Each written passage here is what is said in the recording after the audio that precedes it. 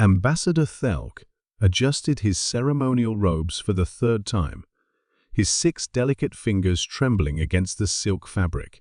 In 3,000 years of diplomatic service to the Galactic Council, he had never felt terror like this. The chamber's environmental systems hummed quietly, maintaining the perfect temperature and atmospheric composition for the Council's 47-member species. But nothing could dispel the cold dread that had settled over the assembly. Today, humanity would arrive. "The sensor arrays confirm their approach," whispered Councillor Vexen, her crystalline form refracting the chamber's soft lighting into nervous rainbows. 3 vessels. They're broadcasting standard diplomatic frequencies, but they're ships. She didn't need to finish. Every species in the chamber had seen the intelligence reports. Human vessels looked like instruments of war, angular, armored, bristling with weapon systems that violated a dozen galactic warfare conventions.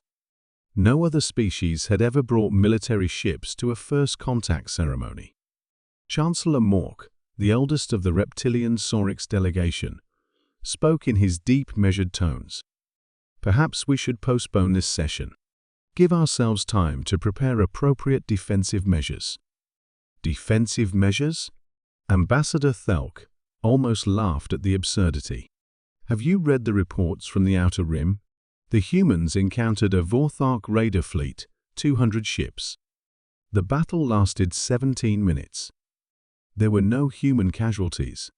A collective shudder ran through the assembly. The Vorthark had been the galaxy's most feared military force for centuries. Their destruction at human hands had sent shockwaves through every civilized world. The chamber's central display activated, showing the approaching human fleet. Even viewed from a distance, their ships radiated menace. Unlike the elegant curves of Ilari architecture or the geometric perfection of Zephyrian engineering, human vessels looked like they had been forged in the fires of perpetual war.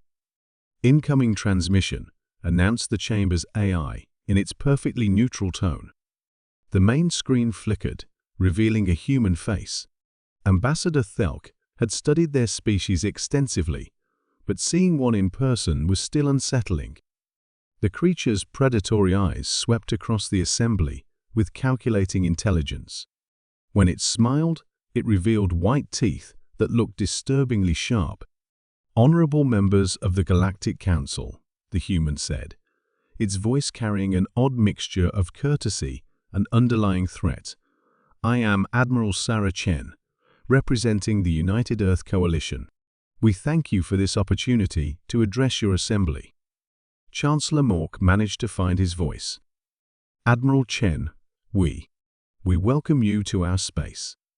I am Chancellor Mork of the Galactic Council.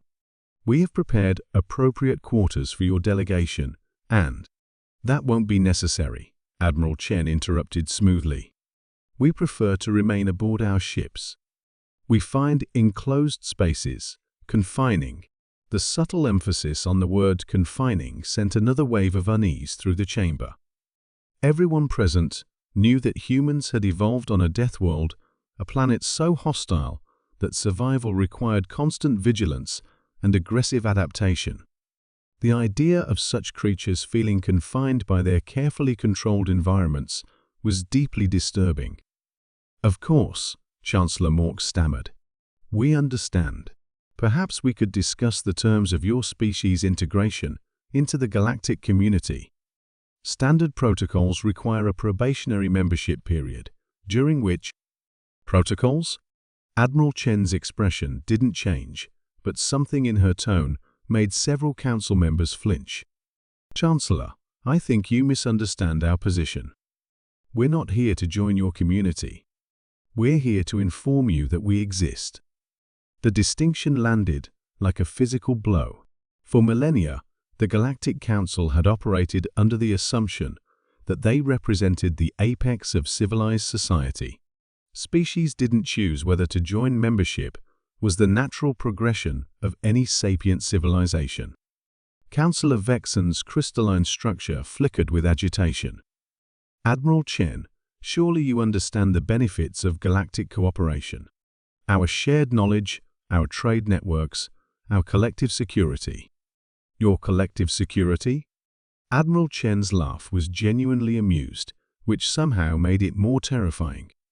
Counselor, with respect, we've reviewed your defensive capabilities. Your most advanced military vessels couldn't defend against a determined pirate raid, let alone a serious threat. Ambassador Thelk felt his diplomatic training crumbling under the weight of this conversation. Admiral, if I may ask, what exactly? Nothing, Admiral Chen replied simply. We want nothing from you at all. We're informing you of our existence as a courtesy, and to establish some basic ground rules for our interactions.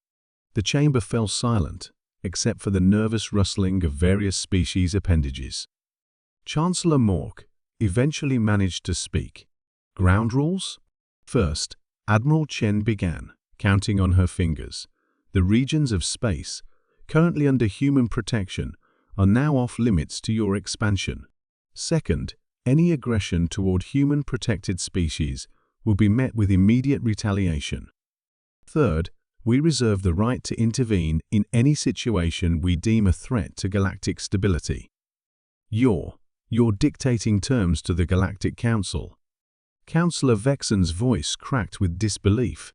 I'm stating facts, Admiral Chen corrected. You can choose to acknowledge them or ignore them, but the reality remains unchanged. Humanity is now a major power in this galaxy, whether you recognize it or not. Ambassador Thelk's mind raced through the implications. The humans weren't seeking membership or approval, they were announcing a unilateral shift in galactic power dynamics. It was unprecedented, terrifying, and utterly effective. What if we refuse your terms? Chancellor Mork asked, though his voice lacked conviction. Admiral Chen's smile returned, and this time, several council members actually recoiled.